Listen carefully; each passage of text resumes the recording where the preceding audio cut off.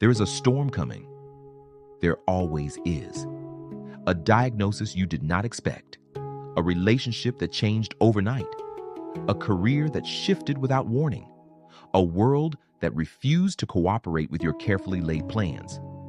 And in the face of that storm, most of us do the same thing. We fight it. We resist it. We exhaust ourselves trying to control what was never ours to control. But three of the greatest civilizations in human history looked at this very human struggle. And each of them, in their own profound way, arrived at the same radical distinction. There are things within your power, and there are things that are not. And the moment you truly understand the difference, the storm does not disappear, but you are no longer destroyed by it. Today, we explore what that means through the Stoics of ancient Greece, through the Tao of ancient China, and through the eternal wisdom of the Bhagavad Gita. Stay with me. Epictetus was born a slave. Not metaphorically, not philosophically. He was owned, bought, and sold. His body was not his own. His freedom was not his own. His future was not his own. And yet, Epictetus became one of the most influential philosophers who ever lived. How? Because somewhere in the experience of absolute powerlessness, he discovered the one thing that could never be taken from him: his mind. He wrote these words that have survived 2,000 years. Some things are in our control and others are not. In our control are opinion, pursuit, desire, aversion, and in a word, whatever are our own actions. Not in our control are body, reputation, command, and in one word, whatever are not our own actions. Read that again slowly. In our control, our thoughts, our values, our responses, our choices. Not in our control, everything else. The weather, other people's behavior, our reputation, our health, the economy, the outcome of our efforts.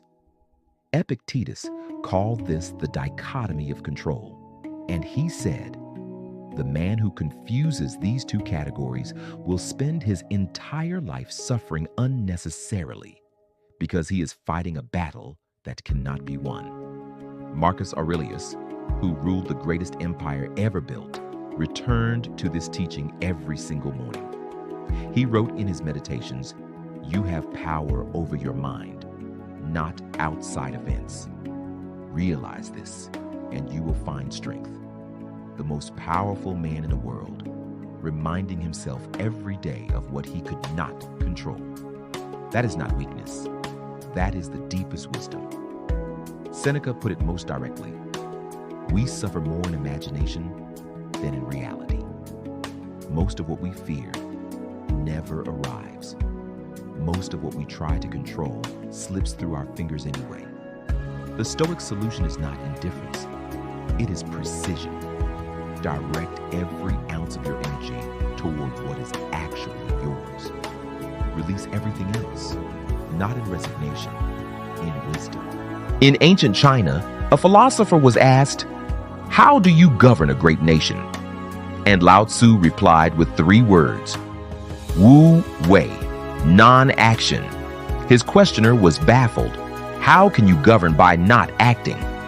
And Lao Tzu smiled. He was not talking about passivity. He was talking about something far more sophisticated. The art of not forcing, of not fighting the nature of things. He wrote in the Tao Te Ching, "Do you have the patience to wait until your mud settles and the water is clear? Can you remain unmoving until the right action arises by itself?" Notice what he is describing. Not paralysis, not surrender, but the wisdom to know when to act and when to allow. The bamboo does not fight the wind. It bends completely, gracefully. And when the wind passes, it stands straight again. The water does not fight the rock. It flows around it. Over thousands of years, the water wins every time. Zhuangzi, Lao Tzu's great successor, illustrated this with a story of a master butcher. The butcher's knife never dulled. After years of use, it was still sharp as the day it was made. His secret? He never cut against the grain. He never forced the blade. He found the natural spaces in the joint and moved through them effortlessly. I glide through such great joints or cavities as there may be, according to the natural constitution of the animal. That is the Taoist teaching on control. Do not force. Find the natural path. Move with the grain of reality, not against it. And what you cannot move, do not exhaust yourself pushing. Go around it. Go through the spaces. Let time do what force cannot. The Confucian tradition adds one more dimension. The superior man is satisfied and composed. The mean man is always full of distress. Distress comes from wanting what we cannot have. Composure comes from wanting only what is actually available to us. Two men, same world, same circumstances, one suffering, one at peace. The only difference is what each man has decided to want. The Bhagavad Gita opens in a moment of complete paralysis. Arjuna stands in his chariot between two armies. His bow hangs useless in his hands. His legs are trembling. He looks at the battlefield and sees everything he cannot control. He cannot control whether his cousins chose to fight. He cannot control the outcome of the war. He cannot control who will live and who will die. He cannot control the consequences of whatever choice he makes. And so he does what we all do when confronted with what we cannot control. He collapses. And Krishna, his charioteer, his teacher, the divine voice, speaks to him. Not to tell him that everything will be fine. Not to promise him victory. Not to remove the storm. But to show him the only sane response to a world that cannot be controlled. He says, you have a right to perform your actions, but you are not entitled to the fruits of your actions.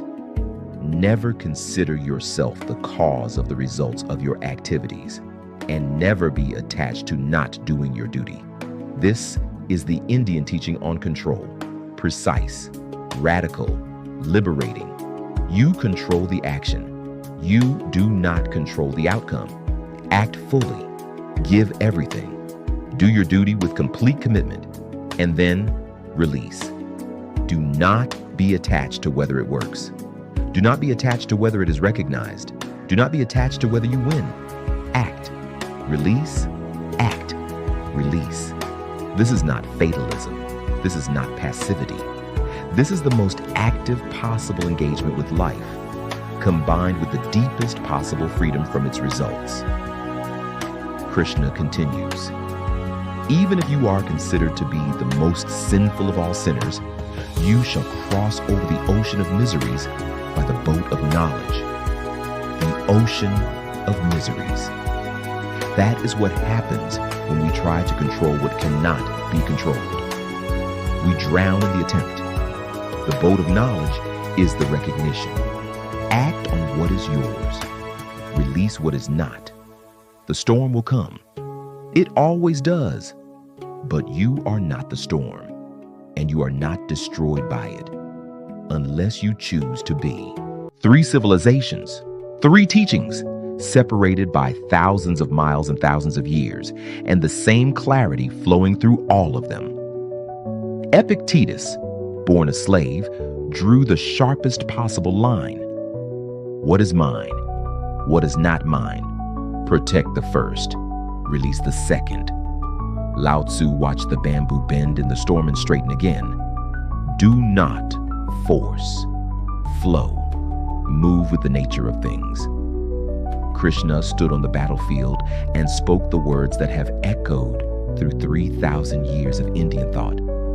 Act fully. Release the outcome. You are not the results of your actions. They never met each other. They never read each other's words. And yet, one truth. You cannot control the storm. You can control only how you stand in it, where you direct your energy, what you choose to want, how you respond to what arrives. And that, only that, is enough. Because the man who wastes no energy fighting what cannot be changed has infinite energy for what can.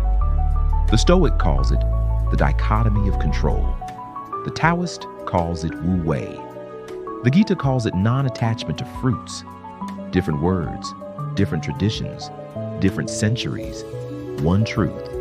You cannot control the storm, but you were never meant to. Subscribe to One Truth, Many Voices, where every week we sit with the greatest minds of Greece, India, and China and listen for the wisdom beneath all their words.